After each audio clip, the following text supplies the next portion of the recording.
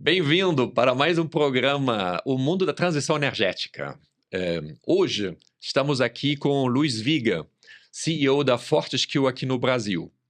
Agora, só para dando uma pequena introdução para o programa, o que a gente está fazendo aqui, a gente já teve um excelente papo agora na entrada, né? Então, o objetivo do programa é levar o assunto da transição energética, que por si ainda é um assunto bastante técnico, levar esse assunto para vocês, para o público mais, vamos dizer, mais geral. Eh, a gente percebeu que quando a gente fala sobre esse tema, o tema normalmente é discutido dentro de uma bolha de especialistas, que a gente não precisa mais convencer que a transição energética ela é importante para todo mundo, ela é importante para o nosso planeta. Então a gente não pode ficar dentro de uma bolha de técnicos, de especialistas. Então, por isso, nós estamos convidando várias pessoas importantes, pessoas chaves dessa bolha, dos especialistas da transição energética, para discutir, para saber um pouco dos projetos, para conhecer as pessoas, para conhecer as empresas que estão por trás disso, e assim esperamos para vocês possam conhecer um pouco melhor o que acontece nesse mundo da transição energética.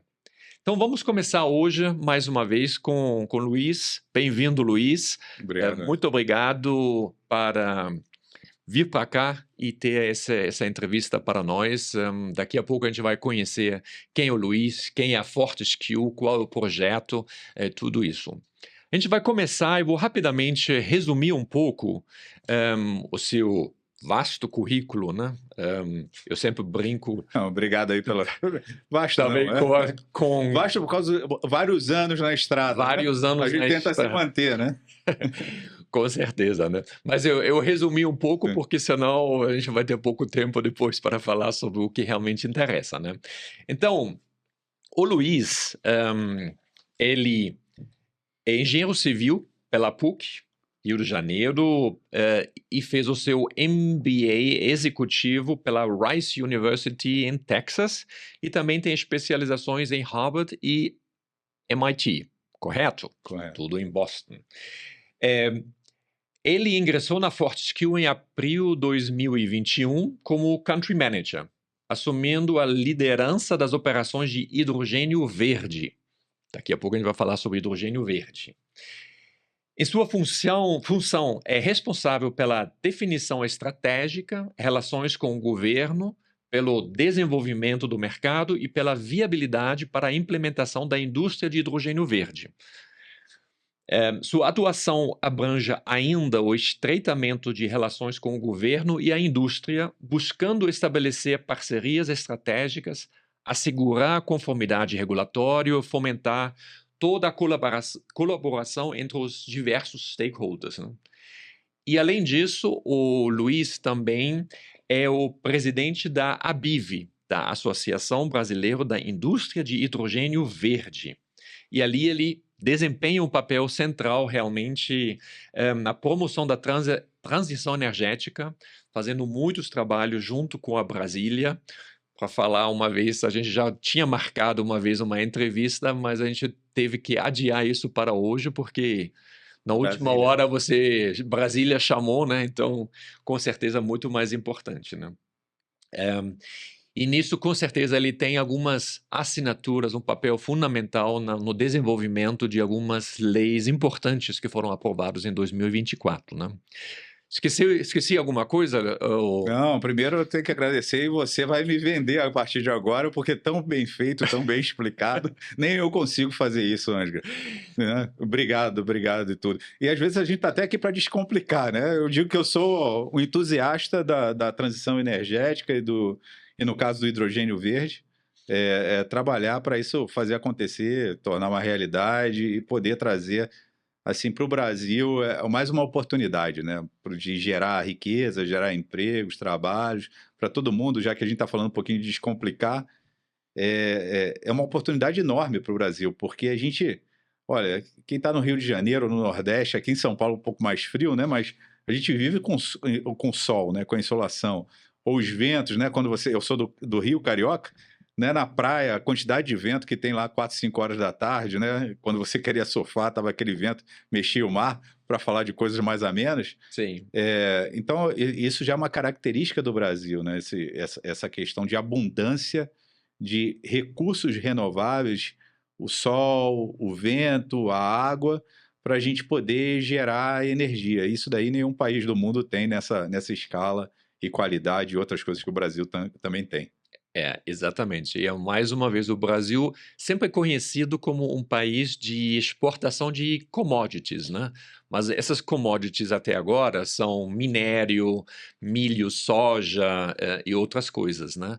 Que tem um certo impacto ambiental quando a gente explora isso, né? Mas agora nós temos uma grande oportunidade de exportar commodities renováveis. Que eu acho que isso é um grande pulo do gato, né, que o mundo consegue ver ou vai ver daqui para frente o que o Brasil tem capacidade de fazer nesses novos commodities sustentáveis e renováveis, né.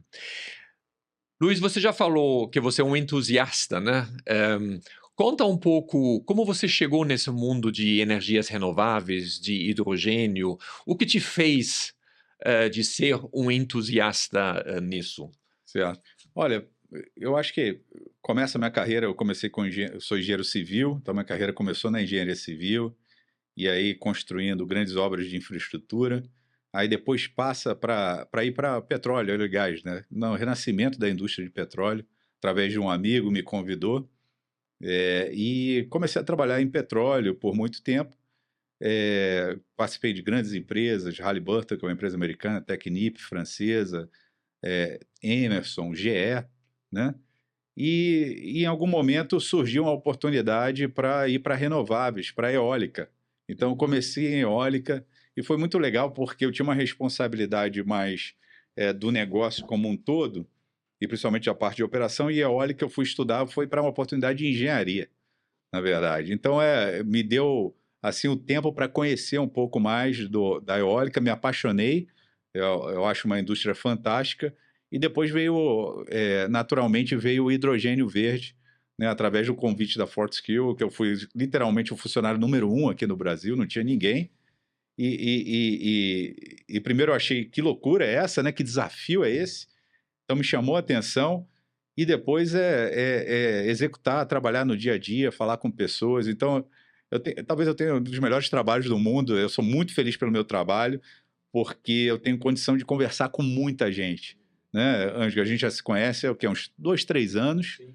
Então, nessa jornada, eu conversei com indústria, muita gente da indústria, muita gente trazendo coisa boa, governo, associações. Fundei uma das associações, a ABIV, junto com alguns colegas, e teve que tirar uma indústria do zero, na qual eu acredito piamente que isso pode ser assim uma revolução para o Brasil, oportunidades, né?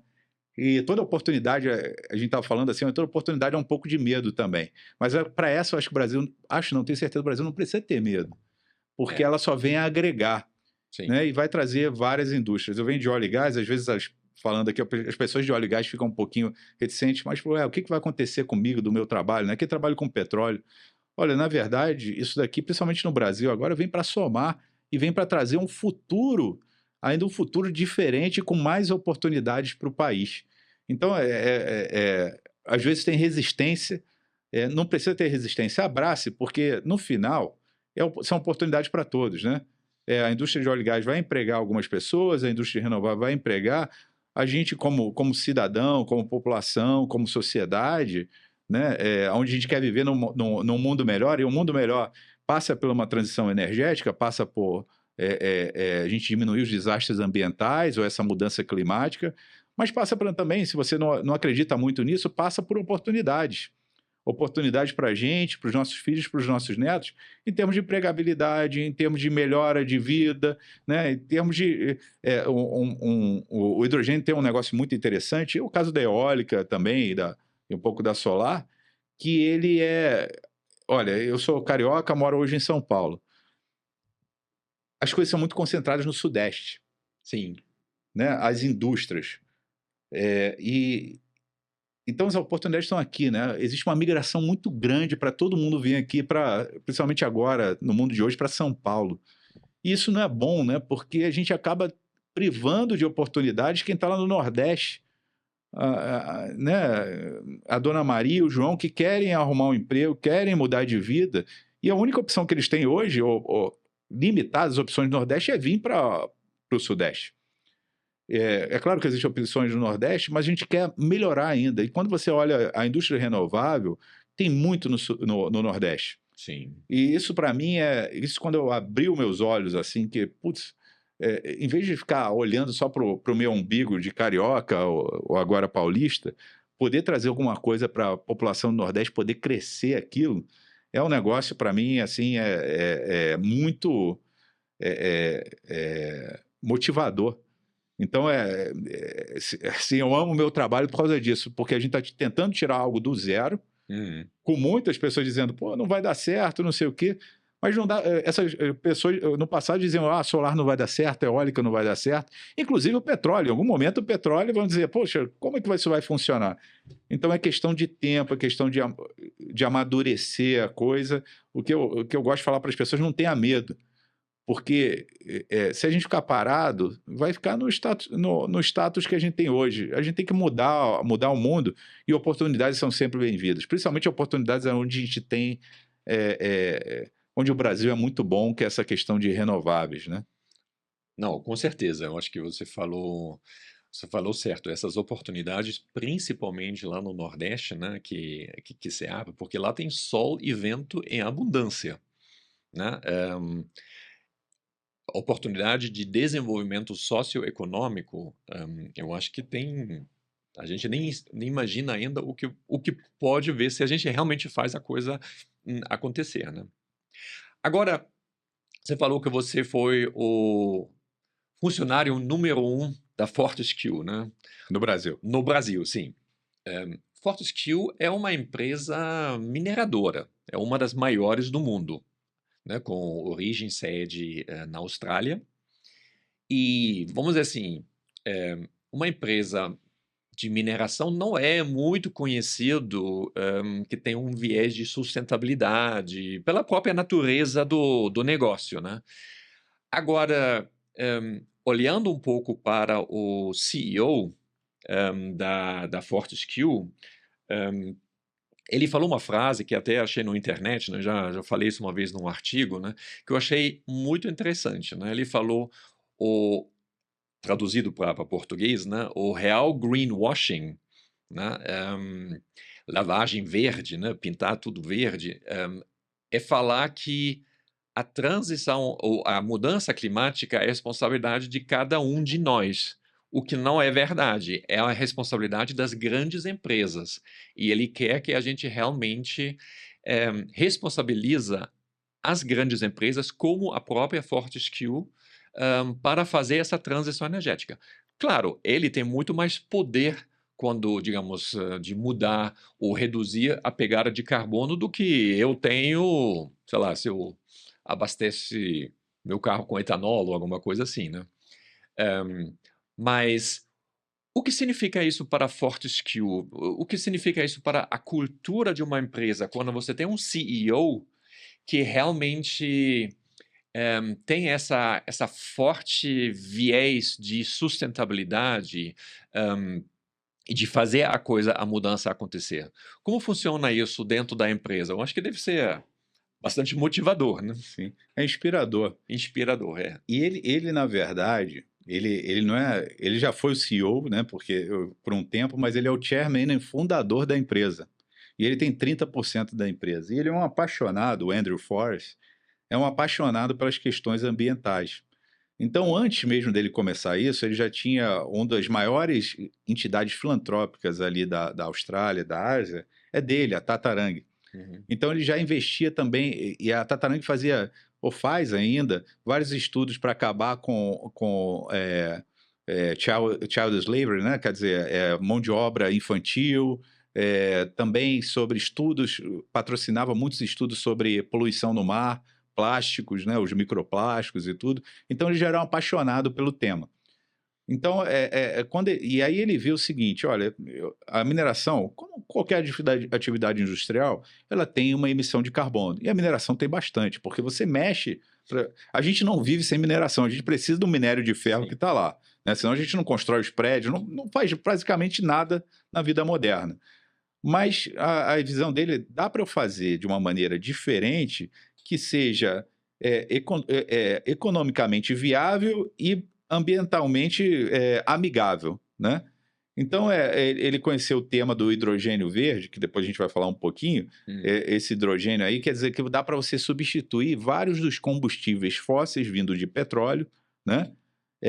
E trocar lá as máquinas por máquinas ou eletrificadas, ou então com o hidrogênio, que é um combustível também. O hidrogênio pode ser milhões de coisas, né? Sim, sim. Né? O hidrogênio é só a ponta, que eu chamo brinco, é a ponta do iceberg. Embaixo dele pode fazer fertilizante, pode fazer aço, né? Pode fazer combustível marítimo, pode fazer combustível de avião, pode fazer combustível de grandes equipamentos.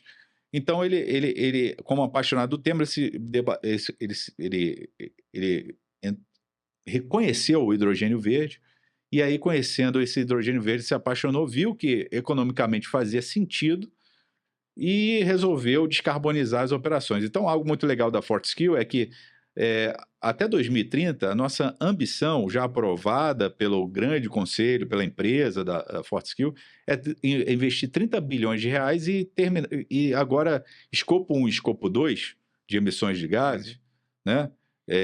A gente zerar isso daí. Então, o que acontece tendo o dono da empresa, na verdade é mais do que o CEO, né? Sim. Com todo o respeito, eu sou aqui, mas o CEO, ele, talvez assim desmistificando, ele também é um funcionário e ele tem obrigações, né? E ele tem limitações de tomada de decisão, Sim. né? Em qualquer empresa. O dono da empresa já tem um pouco mais de liberdade. É claro que ele tem que responder para o mercado, ele tem que fazer uma série de coisas. Ele não tem sócios, né? Mas ele tem mais liberdade para fazer, e ele tomou essa direção, o board junto com ele, o conselho junto com ele, e foi para frente. Então, isso é uma maravilha. Então, o trabalho do Andrew, ele é basicamente um embaixador global disso, se reuniu com as maiores lideranças, presidentes, primeiros ministros, os grandes empresários ou donos de empresa no mundo, né? E é um cara que tem um relacionamento aberto em tudo que é lugar que ele vai.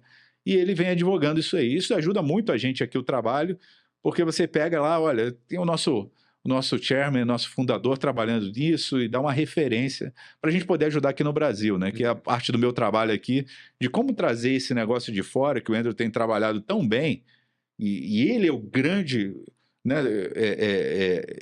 impulsionador e tudo isso daí, e trazer aqui para o Brasil. E às vezes eu agradeci ele algumas vezes, mas é difícil até de perceber assim, o tamanho. Isso ajudou muito no trabalho. E a Fortescue tem uma cultura que me chamou logo a atenção. Pela primeira vez eu vi nos pilares de cultura da Fortescue, family. Eu nunca tinha visto isso numa empresa, né? E isso é muito interessante, porque a gente tenta agir num ambiente que a hierarquia não é tão importante, mas sim como você desenvolve as pessoas e tentar empatia, né? Então, a gente trabalha numa empresa com muita empatia, né? Às vezes as empresas cada uma tem a sua cultura, mas às vezes a gente fala daquelas culturas muito agressivas e tudo, sim. né? A Fortescue não é dessa. A Fortescue tem targets, a gente chama de stretch targets. Poderia botar targets agressivos para como que a gente quer chegar. A gente quer trabalhar muito para mudar o mundo, para executar e tudo. E a Fortescue é conhecida por isso. Ela não foi essa maior mineradora de ferro do mundo há muito tempo. Há 20 anos atrás ela era uma empresa pequena. Então ela executou maravilhas, né, através lá da liderança do Andrew e de outros executivos. Mas ela não perdeu esse sentimento de família. É um negócio muito engraçado. O Andrew, quando está lá na Austrália, ele senta ele não senta no escritório.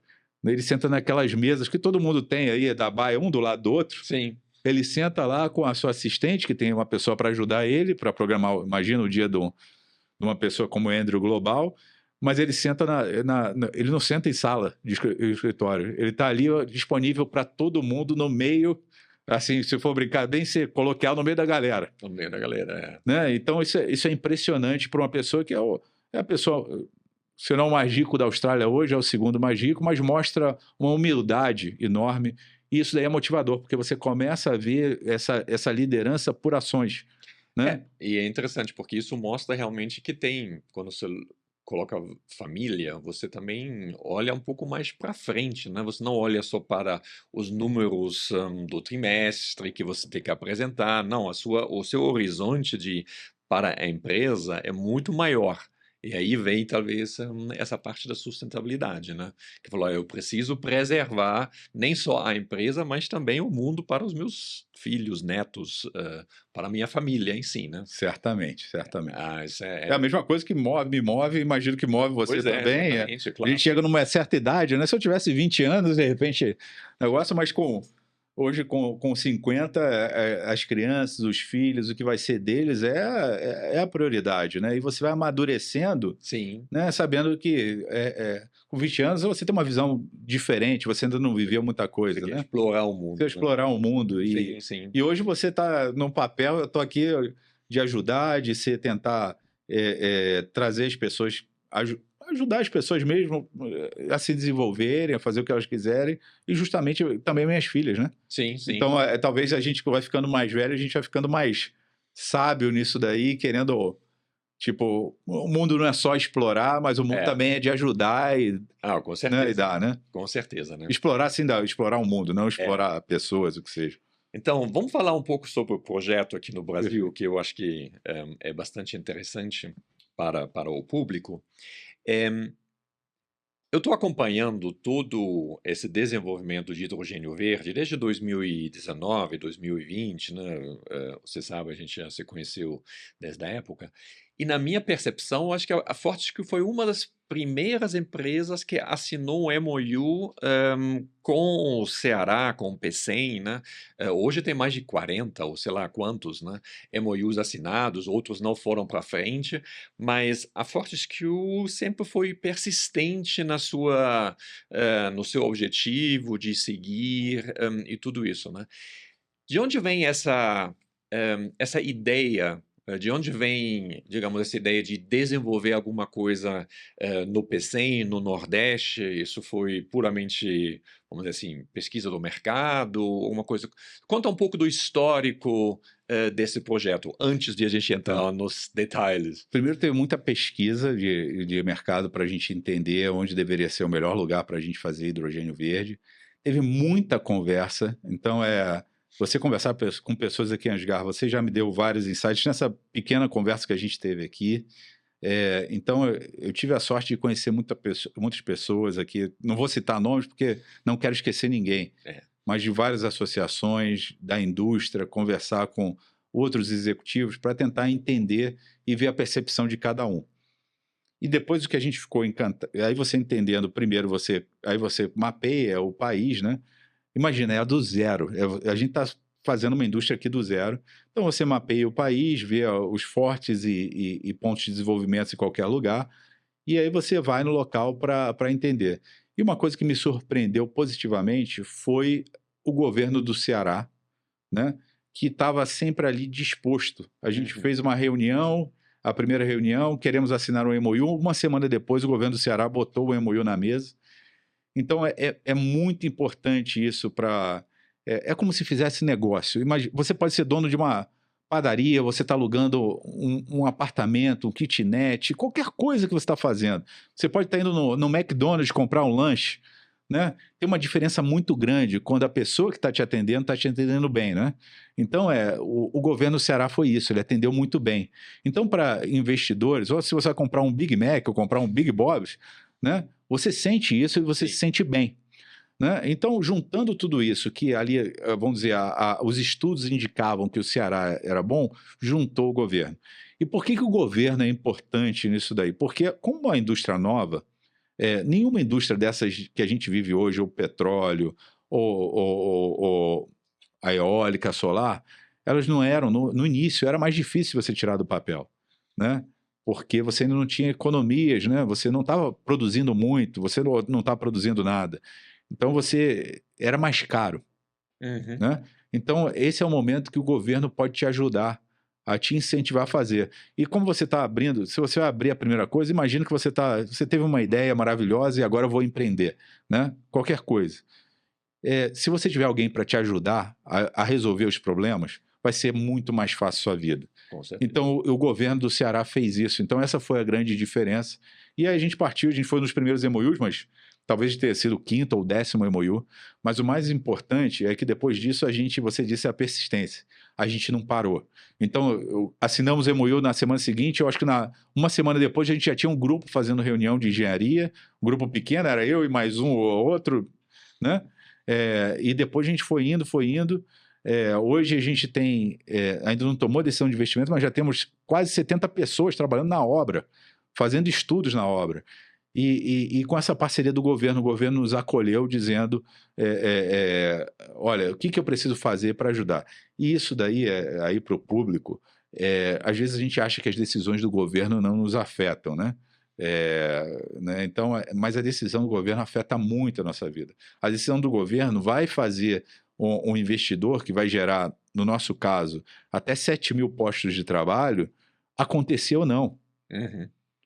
Né? 7.000 diretos, né? Diretos, exatamente. Fora os indiretos, né? Durante a construção. Né? Então, isso daí isso muda uma cidade, muda a vida de todo mundo. E 7.000 é só da Fortescue. O meu sonho, se a gente vai na persistência, é que isso se transforme em 10, 20, 30, 40, 50, 100 projetos, né, como foi o caso da eólica solar. Uhum. Né? Claro, não é no curto prazo, mas é uma indústria que está nascendo, com milhões de oportunidades. E todo mundo quer para os filhos um emprego, algo que traga para eles um retorno. Então é apaixonante. E tem uma coisa do Nordeste que a gente estava falando também, que levar isso para o Nordeste é outra coisa que me empolga bastante, me estimula bastante de poder trazer um pouco mais de alívio e oportunidades para o pessoal do Nordeste. Não viver no mundinho Rio de Janeiro, São Paulo. Mundinho não, mundão. Mas se a gente for, olha, tem dias aqui que eu demoro em São Paulo 2h30 para chegar da minha casa até o trabalho. É porque todo mundo quer ir para o mesmo lugar. Né? Sim. E eu vejo assim para mim, quando eu olho 2h30 no trânsito, se você está no ônibus, está num trem, está num carro, o que seja, se você gasta 2h30, basicamente você está rasgando o dinheiro. Por que eu digo que está rasgando dinheiro? Você está deixando de produzir alguma coisa. Né? Porque produzir é o que vai te dar retorno depois. Ninguém paga para você ficar dentro de um trem 3 horas da tarde. 3 horas, desculpa.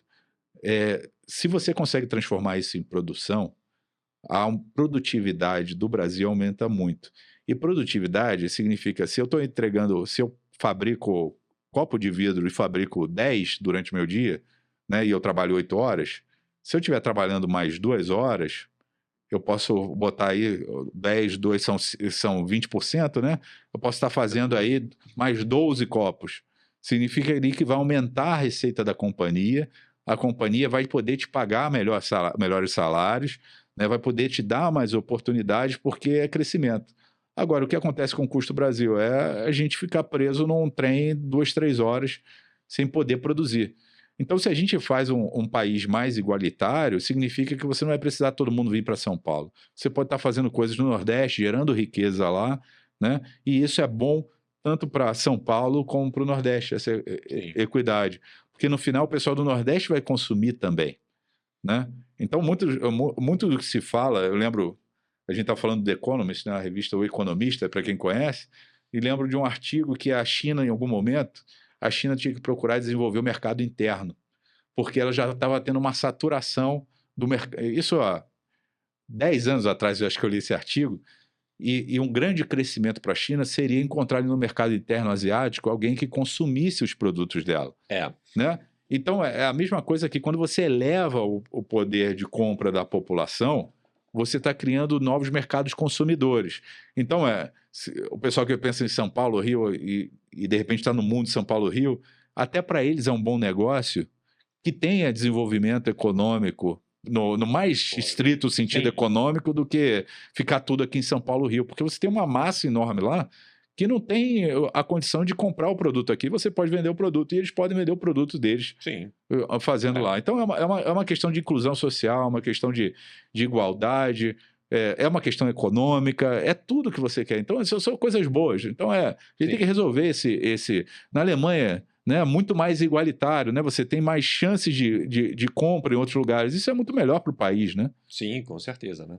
E você mencionou que ainda já tem 90 pessoas, você mencionou? Chegamos a 70 pessoas. 70 pessoas Só na obra. Só na obra, né? Na preparação da obra, né? Como é que Preparação. em que pé está, então, o projeto, né? Perfeito. Estamos agora... Tem grandes expectativas, né? Depois que as leis, que como chama, o marco regulatório de hidrogênio, combustíveis do futuro, foram aprovados no segundo semestre do ano passado, né?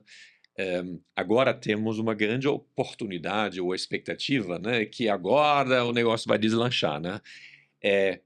E aí, como é que está o projeto? Olha, tá andando muito bem, a gente está cumprindo tudo aquilo que a gente se propôs a cumprir na persistência, né? A gente conseguiu, junto com a BIV, junto com o apoio aí também do governo, de vários políticos do Congresso e tudo, aprovar a lei do hidrogênio, que dá uma sinalização boa que o Brasil quer fazer isso daí.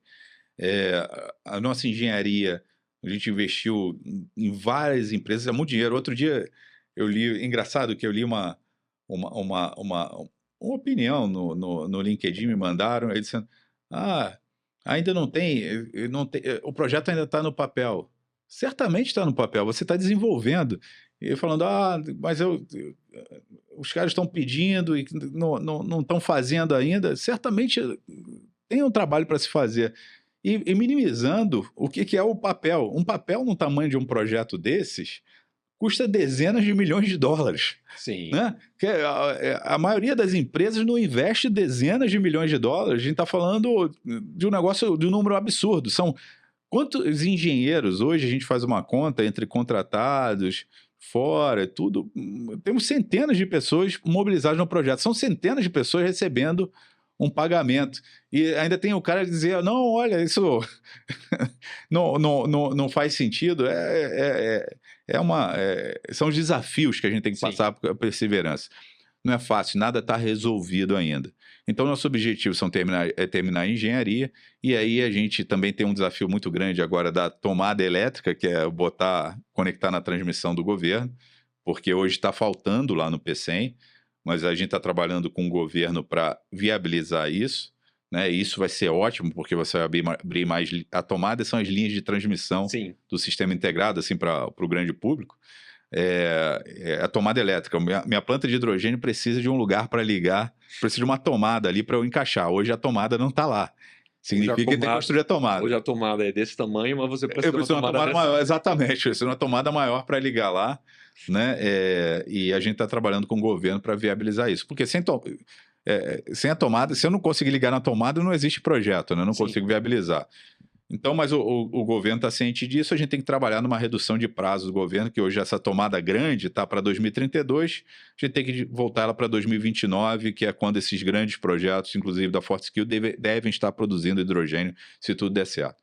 Então, já está terminando a engenharia, agora meados, ou um pouquinho depois, julho, agosto desse ano, e aí a gente vai para um processo de conversar com os famosos compradores, né? Que é um grande desafio dessa indústria. Né?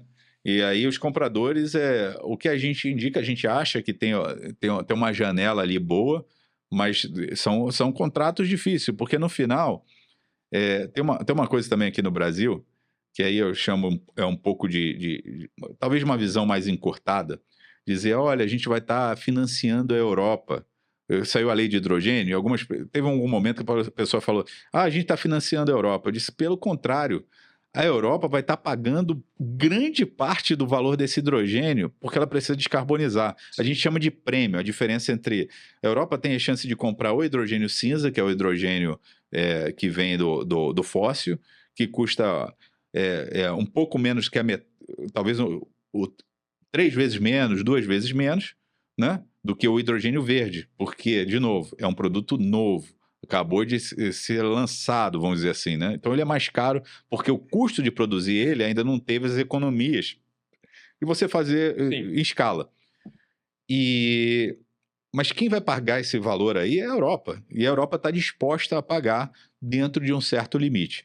Então, o grande desafio, Ângela, e tentando falar mais porque você conhece muito bem o assunto, é você encontrar off-takers que querem fazer também essa aposta. E, né, e aí você tem que olhar o mundo também, né? Vai dizer, o mundo também olha, o hidrogênio verde foi interessante, porque quando surgiu a guerra na Europa, e você sabe, a minha esposa é polonesa, né? Então, sim. de alguma maneira, você é alemão, minha esposa é polonesa, eles estão muito próximos ali da É, coisa, e eu brinco que aqui no Brasil a gente não sabe o que é isso, né? não. Não tem noção do que é isso. É, adianta, o mundo todo correu muito para hidrogênio verde. Deu um boom assim de hidrogênio como para substituir o gás natural da Rússia. A Rússia fornece o gás natural para a Europa, né? E o gás natural é utilizado para aquecimento, para uma série de coisas lá. Imagina, minha esposa lá é menos 35 graus na terra dela e não ter aquecimento é perder a casa, é estourar a tubulação. A água solidifica ali, congela Congela aí. e explode ali a tua tubulação. Imagina você na sua casa, no seu apartamento, explodir tudo. É isso que acontece. Então não dá para viver sem. E com a guerra surgiu essa coisa. Sim. Então adiantou muito o hidrogênio. Agora o que está acontecendo, tem o efeito Trump aí, né? Das questões das tarifas, que o mundo deve diminuir o crescimento, né? Tá todo mundo falando só sobre isso. Então o mundo ele muda a todo momento. E a coisa do hidrogênio, aquela quantidade enorme que a gente estava esperando, também mudou, Sim. né? Também mudou. Então, você vai ter uma quantidade menor agora, porque o mundo vai sempre se readequando. É como se fosse o orçamento da Dona Maria. Se, né, olha, o café aumentou, eu vou beber menos café. Né? O chocolate aumentou, né, na Páscoa agora, a gente vai comer menos chocolate, porque eu não tenho dinheiro para gastar com aquele chocolate todo. É. Então, você readequa. O bom é que vai haver demanda ainda, vai haver gente querendo comprar ainda o chocolate na Páscoa. Como vai haver gente querendo comprar o hidrogênio? O que acontece na nossa visão é que os lugares onde você tem o hidrogênio verde mais barato no mundo, como é o caso do Brasil, vão ser os lugares onde vai ser possível produzir hidrogênio e encontrar clientes. Agora, você produzir hidrogênio com planta solar na Sibéria, isso não vai acontecer, né? Com um custo muito alto de produção. Então, a gente está vendo o mercado, é desafiador, a gente é muito otimista, está vendo alguns sinais bons, a gente já teve alguns leilões na Europa de preço, que dá alguma sinalização de preço. Sim. Não é o preço, vamos dizer assim, não é que aquilo ali seja ferro e fogo, mas você começa a ter uma noção já do mercado, né? E aí você vai ajustando e vai caminhando. Mas, de novo, a gente entende que o Brasil é um lugar muito bom para se fazer isso, e por isso que mais de 40 MOUs foram assinados aqui no Brasil. Né? Então, mas que a indústria é desafiadora você tirar algo do papel, o meu trabalho é só esse, pessoal. Meu trabalho e aliás, uma vocação hoje em dia é encontrar maneiras de tirar alguma coisa do papel, que talvez não seja muito diferente. Você quer abrir uma padaria, você quer abrir uma quitandinha, você não tem um comprador garantido ali do lado naquele momento. Né? Sim. Você tem que acreditar que aquilo ali, olha, faz sentido, eu vou produzir a esse preço, tem um cara querendo pagar isso, mas você vai vendo, você vai testando e vai trabalhando para esse negócio sair, né? E essa questão do preço, ela é sempre uma discussão muito interessante. Eu acho que até muitas vezes ela é um pouco equivocada, na minha própria opinião, né? Porque eu acho que esse exemplo da padaria é muito boa, porque a gente coloca, quando alguém pensa, fala, vou colocar uma padaria aqui na esquina, aí eu olho o mercado, tá bom, tem alguns off-takers, né, que é Os alguns clientes. consumidores, alguns clientes, né, mas eu tenho que comprar uma máquina e tudo isso. Se eu coloco todo esse preço no pãozinho que eu vou produzir, ninguém vai comprar. Né? Então, eu preciso realmente ter um fôlego muito grande para diluir isso durante os próximos anos. Né? E, além disso, eu acho que quando a gente olha nessa transição energética, hidrogênio, verde, tudo isso, a gente sempre olha, tem essa visão, digamos, de um empresário, que quer o payback quando eu consigo, quanto custa isso hoje, e quando eu vou comprar isso se eu descarbonizo isso quando seja verde, né. mas ele não olha todo o preço que a sociedade paga pela não transição energética. O custo que nós temos hoje lá para o Rio Grande do Sul, que aconteceu exatamente um ano atrás, esse custo a sociedade toda paga, e não é o empresário por si. Então, é uma conta sempre um pouco diferente, né, quando a gente olha, e você fala: "Não, eu quero trocar, A por B, mas B não pode ser muito mais caro do que A". Então, é um é sempre complicado fazer esse cálculo, né, mas, por isso a gente está discutindo isso, né, para até passar essas ideias para o povo, né, eu não posso imagina se alguém mesma coisa, gasolina e etanol.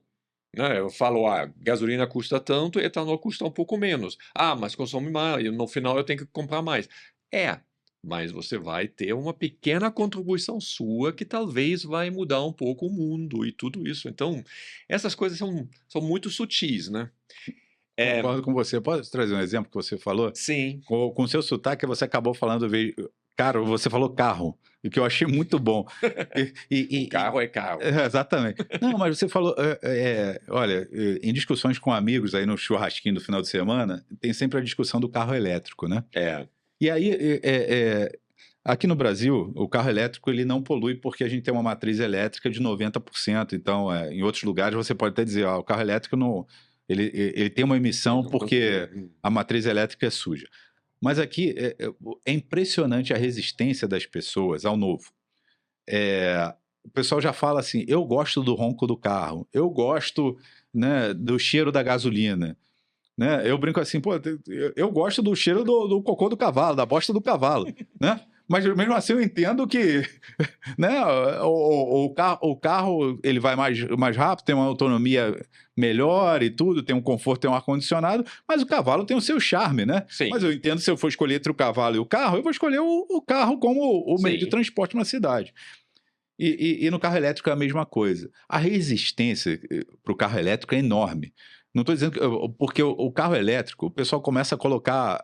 Ah, mas não posso fazer uma viagem com um carro elétrico de 600, 800 quilômetros. Onde que eu vou abastecer? Eu pergunto, quantas vezes você viaja por mês, né? Ah, eu viajo talvez aí uma vez. Aliás, você viaja uma vez? Você faz 800 quilômetros uma vez? Ah, não, eu viajo ali no que está no Rio, no sim. caso, para Petrópolis. Ah, são 140 quilômetros, o carro dá. Ah, mas eu queria ter um carro assim. Por que você não aluga então e você vai? E toda vez eu vou em Brasília, é interessante que a frota de elétrico para Uber é muito grande. E Sim, eu tenho a curiosidade de perguntar para os motoristas: você trocaria de carro, né? Você está gostando do carro? Ele fala assim: doutor, nunca mais. nunca mais, É, nunca mais. Porque eu estou economizando de 4 a 5 mil reais por mês em sim, gasolina, óleo, todo esse negócio.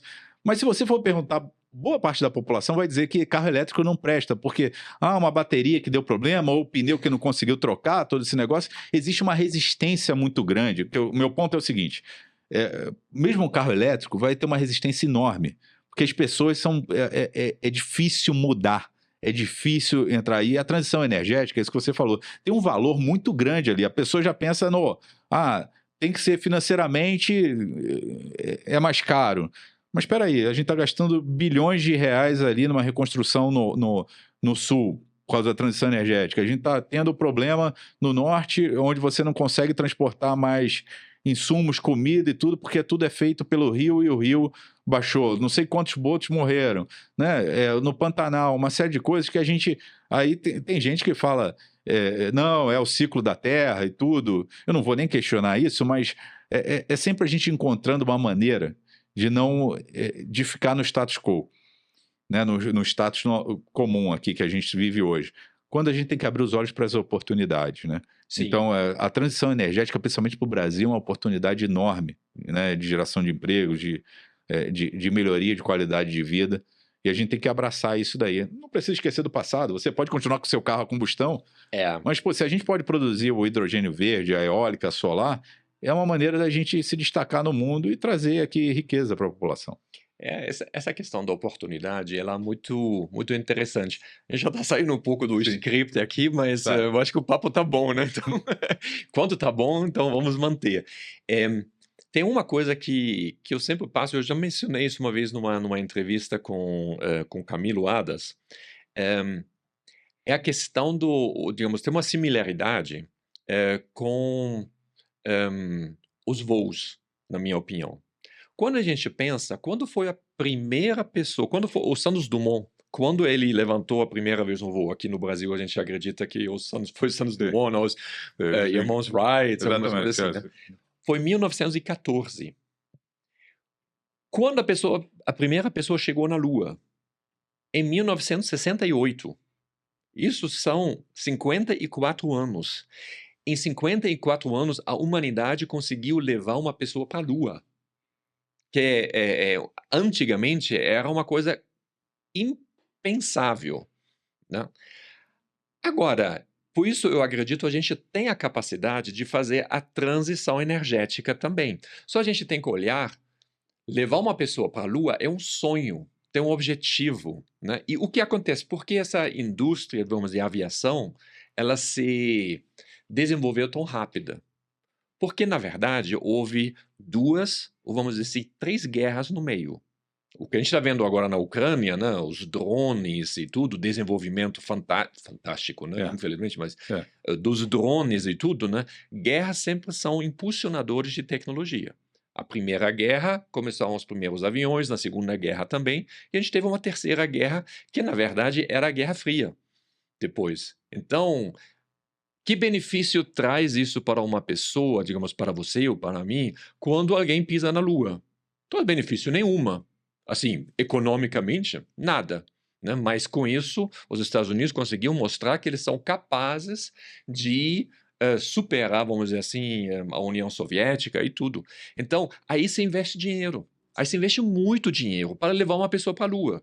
E por que a gente não consegue levar essa mesma ideia para a transição energética? A gente precisa investir dinheiro para mostrar para o mundo que a gente é capaz de transformar realmente a nossa energia.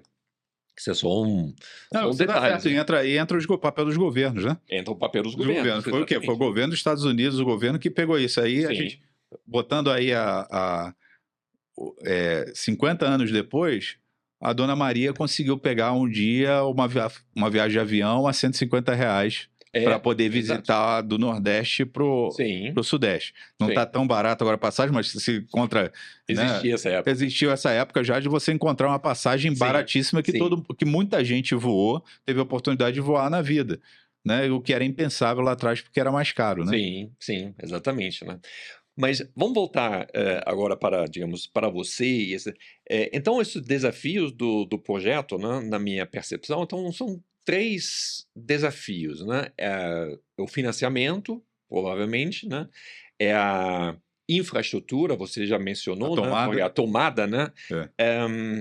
E vamos dizer assim, 4, né? É um off-taker, encontrar um off-taker, vamos daqui a pouco falar sobre isso, e a regulamentação. Né? Essa regulamentação, como ela está hoje, após a aprovação das leis que foram aprovadas no ano passado, e a BIV, com certeza, teve um papel fundamental nisso, né? Você considera hoje adequado para impulsionar a indústria de hidrogênio verde, baixo carbono, como você quer chamar isso, né? Ou ainda falta alguma coisa? Olha, quando a gente começou, e aí estava no auge do IRA, né, que o IRA é o programa de estímulo que os Estados Unidos fez, quando a gente está falando de governo, né, para mudar a indústria de transição energética dentro do governo Biden, né, o ex-presidente dos Estados Unidos. E aí ele colocou $1 trilhão praticamente para fazer tudo, uma série de coisas. Aqui no Brasil a gente chegou a $4 bilhões, né? Mas a gente conseguiu o que era possível fazer no Brasil. Né? Então, dentro das possibilidades do Brasil, a gente conseguiu avançar bem assim, por mais que o valor não seja exorbitante como dos Estados Unidos, é uma ajuda enorme para a gente começar a indústria. Então, parabéns ao governo brasileiro, ao Congresso, por ter aprovado isso. A BIV teve um papel fundamental. Quando você junta, é gente boa de mostrar por que a gente deveria fazer. Você, Ansgar, também com todas as palestras, tudo. Quer dizer, tem um grupo de pessoas que vai juntando, vai municiando o decisor para poder tomar essa decisão. É um valor bem menor, mas é um valor adequado à nossa realidade que pode, sim, retirar excelentes projetos do papel. Então a gente aprovou a lei no ano passado, foi aprovado em tempo recorde, foi toda a sociedade, e não só governo, Congresso, direita, esquerda, as associações, a indústria, todos gostaram do texto que ficou, e agora tem que regulamentar, né, para você fazer um processo competitivo, né, para ver quem vai receber esse dinheiro, que é um montante definido já, né, uma quantidade definida de um valor. Então, tá nesse processo de regulamentação. Que a gente espera que isso fique pronto esse ano, Uhum. né? Talvez mais lá para o final do ano, para a gente fazer um processo competitivo no qual cada um vai pedir, olha, eu gostaria de fazer, eu quero fazer um investimento de, sei lá, de R$ 1 bilhão, então eu estou pedindo, sei lá, 20 bilhões de reais para o governo para me ajudar a viabilizar isso. Outro vai pedir 40, outro vai pedir 100, outro vai pedir, sei lá, 1. E aí quem pedir, quem tiver um processo assim que tenha, que invista mais, proporcionalmente menos incentivo, deveria ser quem leva isso. Então a gente tem trabalhado com o governo, a gente está esperançoso que isso saia esse ano. Esse é um dos pilares. O outro pilar é o cliente, é ver realmente o quanto que o cliente está disposto a pagar por isso aí, né? E outro é a gente realmente saber o nosso custo de produção. Sim. Porque imagina lá no seu pãozinho, você tem que saber quanto você vai gastar no equipamento, quanto você vai gastar no aluguel, quanto você vai gastar de IPTU, tudo isso daí, só que bota agora eu quero abrir, sei lá, 1 milhão de padarias ao mesmo tempo. Você tem que fazer o cálculo para tudo. Então, é por isso que a gente gastou aí, falando de dezenas de milhões de dólares, porque é algo muito grande. Sim. Então, a gente está dependente disso. E o financiamento, Ângela, para te falar a verdade, financiamento não vejo como um problema. Financiamento, se tiver a conta viabilidade, né, do projeto, o que é a viabilidade? Olha, está todo mundo querendo investir no Brasil. Sim. Então, os bancos estão empolgados realmente por esse projeto, mas você tem que chegar na viabilidade financeira, porque a não ser que tenha algo do governo, o banco não coloca dinheiro em projeto deficitário, né? Em projeto que vai perder dinheiro, tem que ter o payback, né? tem que ter o payback, né? Então, mesmo que você em projetos grandes, é feito com financiamento, né? Isso seja na indústria do petróleo, no carvão, em tudo na vida, né? É financiamento. E financiamento tem que se pagar. A não ser que o governo vá lá e diga, olha, vou te dar um incentivo porque eu entendo que eu tenho que levar o homem à lua, não faz sentido financeiro, e aí eu vou te botar um dinheiro, né? Porque eu acho que... por que o governo coloca isso? Porque o governo entende que os benefícios a posterior vão ser muito maiores do que o investimento que ele colocou. O governo, se está trabalhando bem, né? Ele olha isso como investimento, né? Olhando e ver, deixa eu calcular o meu retorno. E a BIV conseguiu mostrar que o retorno para a sociedade era muito maior em termos de arrecadação, porque eu gero emprego e tudo, Sim. do que o incentivo que o governo está dando. Isso, na verdade, um dos maiores sucessos da BIV, da Fortescue, como seja também, que a gente participou muito, foi mostrar economicamente, através de cálculos macroeconômicos, que o benefício que o governo estava dando era muito menor do que o incentivo, do que a arrecadação que a gente ia dar para o governo. Então, isso daí é o bom emprego do capital público, do dinheiro de todos nós. Quando o governo chega o seguinte, olha, eu vou botar isso daí para sair do papel e depois, daqui a 50 anos, a dona Maria vai poder, no caso da Lua, vai poder se usufruir de uma série de coisas que foram desenvolvidas aí. Sim. Aliás, não precisa 50 anos, eu acho que no hidrogênio verde é muito mais rápido. Na verdade, a gente encontrou um fluxo de caixa, que é receber... O governo, na verdade, vai receber dinheiro antes e desembolsar só depois. Então, esse é o melhor empréstimo da vida, né? Sim. Eu vou receber muito mais e vou dar menos depois. Mas isso é bom saber que os financiamentos estão vindo para o Brasil, né? Eles estão abertos para ver. Talvez é um efeito Trump, né? Que cancelou todos esses IRAs e aí agora estão buscando outros financiamentos. Então o Brasil pode realmente se posicionar como um grande modelo, porque o investimento realmente é uma coisa mais sustentável, em sustentabilidade, né? Mas quando você falou sobre esses business case, né, plano de negócio, você precisa no outro lado. Ninguém vai abrir uma padaria e colocar pão lá na rua sem saber se realmente alguém compra, né? Sim. Então, Já existem várias discussões sobre isso, né? Vamos incentivar o modelo interno. A gente fala sobre neoindustrialização, outro Sim, tema, né? Que a gente vai sim. deixar para Isso vai depois. longe. Ou a gente vai realmente se concentrar na exportação, né? Eh, a Fortescue também pode ser, a própria Fortescue, digamos, da Austrália, pode ser também um off-taker, ele faz parte, digamos, do seu modelo de negócio, como alguém que compra, porque isso já facilita, né? Sim. Olha, a Fortescue tem um processo muito grande de eletrificação, né? E tem um projeto lá que está um pouco mais. Acho que o projeto hoje do PCM está mais adiantado. Para fazer hidrogênio lá, poderia fazer perto ali de casa para jogar para as operações. Então, quando a gente olha hoje, ó, o projeto de hidrogênio verde, são mais para clientes terceiros, Terceiro. tá?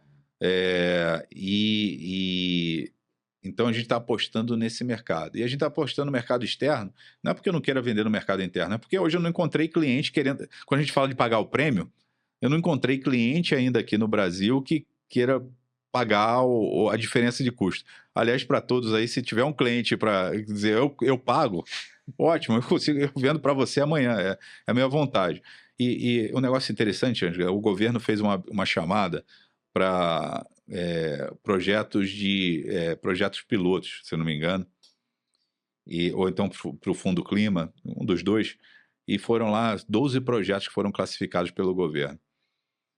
A quantidade de projetos que foram para o Sudeste foi mais ou menos 8 e só 4 para o Nordeste, porque eram projetos dedicados ao consumo, principalmente assim, nos pareceu Uhum. que era para o consumo interno.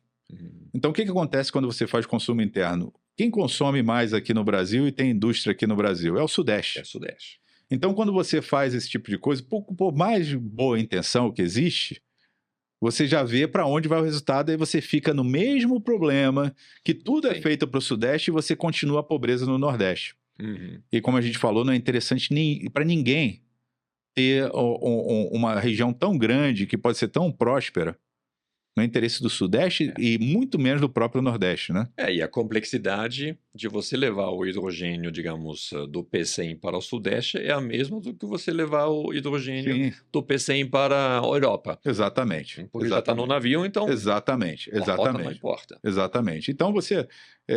E aí eram projetos menores, muito no Sudeste, usavam o etanol e tudo, que é uma rota, tudo bem, mas tem que tomar muito cuidado com essas coisas, assim. Você tem um risco de. Eu estava discutindo isso também. Projetos aqui, quando a gente fez o estudo, você me perguntou o estudo no Brasil inteiro, é porque a gente procurou lugar que poderia ser mais eficiente no custo, né? Com a escala e tudo. Se você começa a botar projetos para consumo interno, eles vão consumir mais recurso público, porque é um projeto que economicamente é mais difícil, Sim. né? Então, tudo isso tem que ser levado em conta na hora da política pública. E aí também tem uma outra coisa, que na Europa vocês têm essa visão, e também nos Estados Unidos, a questão de hubs, né? Se você cria polos de especialização, né, onde você tem várias empresas trabalhando, você ganha eficiência e redução de custo, porque essas empresas começam a compartilhar a infraestrutura, compartilhar as pessoas, né, surge uma faculdade lá para fomentar a gente para trabalhar nisso. Agora, quando você tem tudo que é lugar do Brasil, é mais difícil. Você consegue fazer? Consegue, mas vai custar mais caro.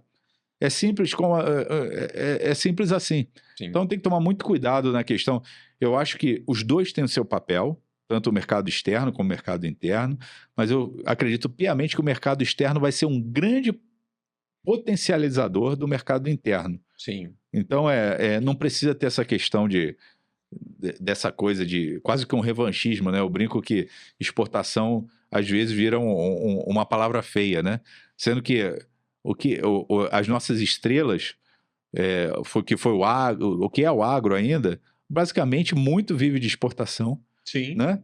O petróleo vive praticamente 100% de exportação, e depois você traz o produto acabado aqui, e isso faz bem para o país. Aliás, a questão econômica, lá quando a gente vai comprar o nosso café, o nosso ovo, não se enganem que esse produto é real. Real é só ali na prateleira, mas o produto vale dólar.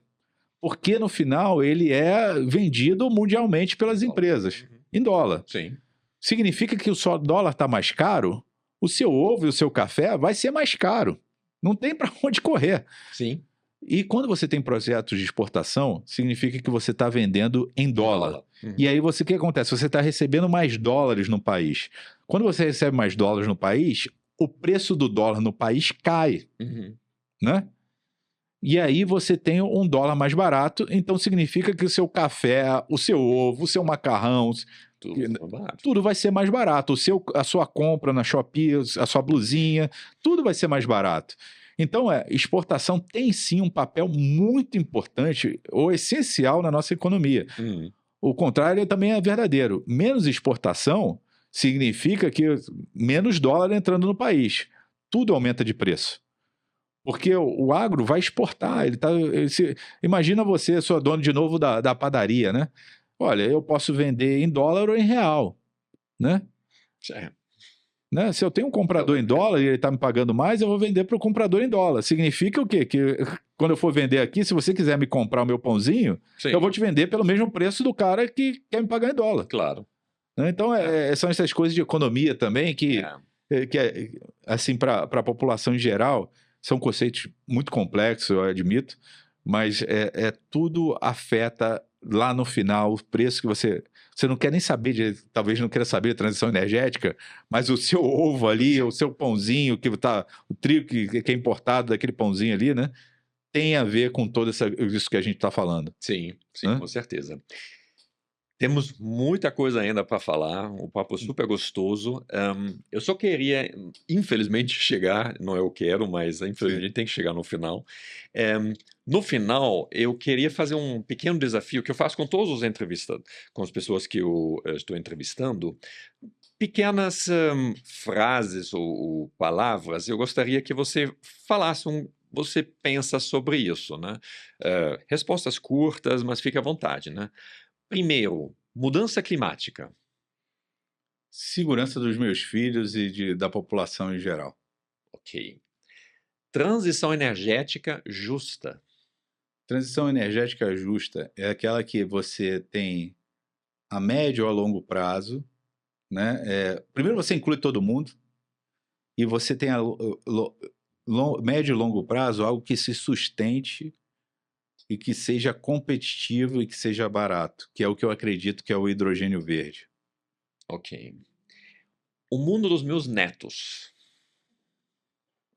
Muita oportunidade de trabalho, um mundo onde eles não precisem... Primeiro, um mundo que exista um mundo, porque do jeito que a gente está indo, a gente pode estar destruindo o mundo. Que tenham oportunidade, que vivam bem e que tenham um planeta para habitar, um planeta que a gente deixou com condições habitáveis. E, por último, Brasil em 2050. Eu espero que a gente tenha uma neoindustrialização, tá? Que a gente esteja contribuindo para o mundo, para descarbonizar o mundo, porque a gente tem uma vocação para fazer isso. Sim. Então, a gente está contribuindo para o lugar onde a gente vive, que todo mundo vive, seja lá na Europa, o cara que está na Europa, nos Estados Unidos, no Japão, e aqui no Brasil a gente tem um mundo só, é o mesmo barco, então a gente não pode botar fogo no barco. E vejo o Brasil com uma oportunidade enorme de gerar mais empregos, o Nordeste mais evoluído, né? O Sudeste ainda com seu papel enorme, mas um Nordeste mais igualitário, com oportunidades de emprego, que vai estar gerando riqueza para os dois lados, e que aquela população, seja o que ela queira fazer, também tem isso. Acho que transição energética justa, 2050, você pode ser um pescador, né? Você pode trabalhar na indústria, mas eu acho que o principal é dar oportunidade para o que você quer fazer, o que você sente vocação para fazer. Então é uma mudança, uma mudança de país que eu espero que com o trabalho que a gente está fazendo e de tantos outros, do trabalho que você está fazendo, Ângelo, que a gente consiga transformar o país. Vou me sentir muito feliz se eu conseguir olhar para trás e conseguir dar minha contribuição. Sim, né? sim. Para falar para os nossos netos, Exatamente. eu trabalhei um pouco. Exatamente. Foi mais um, né? Foi mais um, mas eu... Né? Exatamente. Tá certo.